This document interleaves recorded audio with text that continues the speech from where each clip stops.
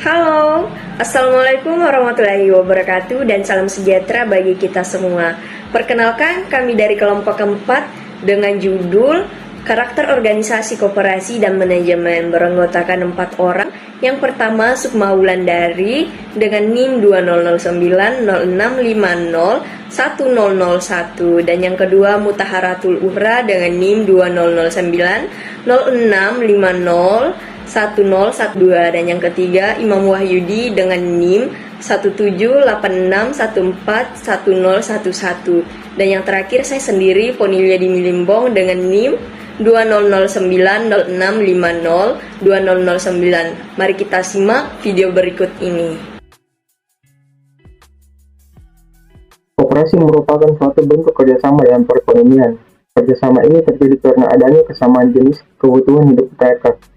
Mereka bersama-sama mengusahakan kebutuhan sehari-hari, kebutuhan yang berhubungan dengan lembaga maupun rumah tangga.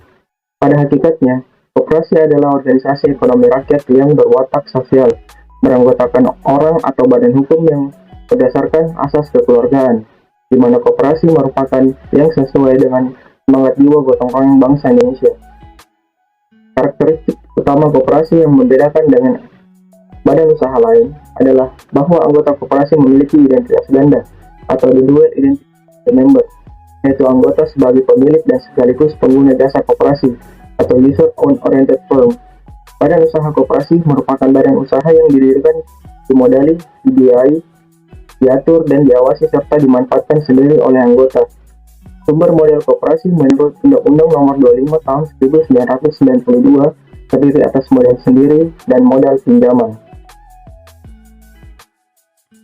Organisasi koperasi adalah suatu cara atau sistem hubungan kerjasama antara orang-orang yang mempunyai kepentingan yang sama dan bermaksud mencapai tujuan yang ditetapkan bersama-sama dalam suatu wadah koperasi. Sebagai organisasi, koperasi mempunyai tujuan organisasi yang merupakan kumpulan dari tujuan-tujuan individu dari anggotanya. Jadi, tujuan koperasi sedapat mungkin harus mengacu dan memperjuangkan pemuasan tujuan individu anggotanya. Dalam operasionalnya harus sinkron.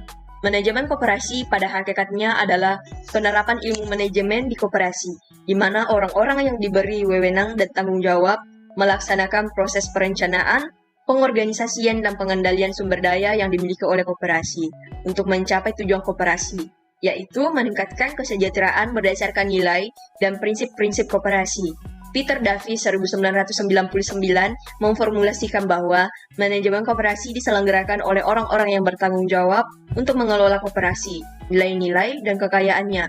Mereka ini mengerahkan segala kemampuan kepemimpinannya dan memilih kebijakan untuk mengembangkan koperasi berdasarkan hasil latihan profesional perkoperasian. Manajemen koperasi adalah kegiatan profesional yang dilakukan koperasi untuk membantu seluruh keanggotaan koperasi di dalam mencapai tujuan. Organisasi koperasi menurut Hanel. Organisasi menurut Hanel merupakan suatu sistem ekonomi atau sosial teknik yang terbuka dan berorientasi pada tujuan.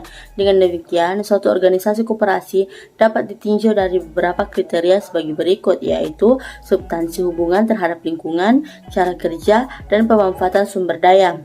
Sedangkan adapun subsistem organisasi, yaitu yang pertama, anggota koperasi sebagai individu yang bertindak sebagai pemilik dan konsumen akhir. Yang kedua, yaitu anggota koperasi sebagai pengusaha perorangan maupun kelompok yang memanfaatkan koperasi sebagai pemasok.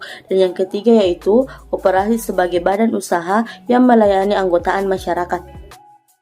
Robke dalam bukunya The Economic Theory Cooperatives mengidentifikasi ciri-ciri organisasi koperasi, yaitu yang pertama, terdapat sejumlah individu yang bersatu dalam satu kelompok atas dasar sekurang-kurangnya satu kepentingan atau tujuan yang sama yang disebut sebagai kelompok koperasi. Yang kedua, terdapat anggota koperasi yang bergabung dalam kelompok usaha untuk memperbaiki kondisi sosial ekonomi mereka sendiri yang disebut sebagai swadaya dari kelompok koperasi. Yang ketiga, anggota yang bergabung dalam koperasi memanfaatkan koperasi secara bersama yang disebut sebagai perusahaan koperasi. Yang keempat, yaitu koperasi sebagai perusahaan mempunyai tugas untuk menunjang kepentingan para anggota kelompok koperasi dengan cara menyediakan barang dan jasa yang dibutuhkan oleh anggota dalam kegiatan ekonominya. Nah, jika diperhatikan dari ciri-ciri tersebut, maka dapat ditarik kesimpulan bahwa organisasi koperasi terdiri dari anggota koperasi, badan usaha koperasi, dan organisasi koperasi. Anggota koperasi itu sendiri merupakan baik sebagai konsumen akhir maupun sebagai pengusaha yang memanfaatkan koperasi dalam kegiatan sosial ekonominya. Badan usaha koperasi yaitu sebagai satu kesatuan dari anggota, pengelola, dan pengawas koperasi yang berusaha meningkatkan kondisi sosial ekonomi anggotanya melalui perusahaan koperasi. Dan organisasi koperasi yaitu sebagai badan usaha yang bertindak sebagai perusahaan yang melayani anggota maupun bukan anggotanya. Selanjutnya yaitu karakter khas yang dimiliki organisasi koperasi dan manajemennya adalah pertama, berasaskan kekeluargaan. Kebijakan yang dipakai memperhatikan fleksibilitas masing-masing anggota.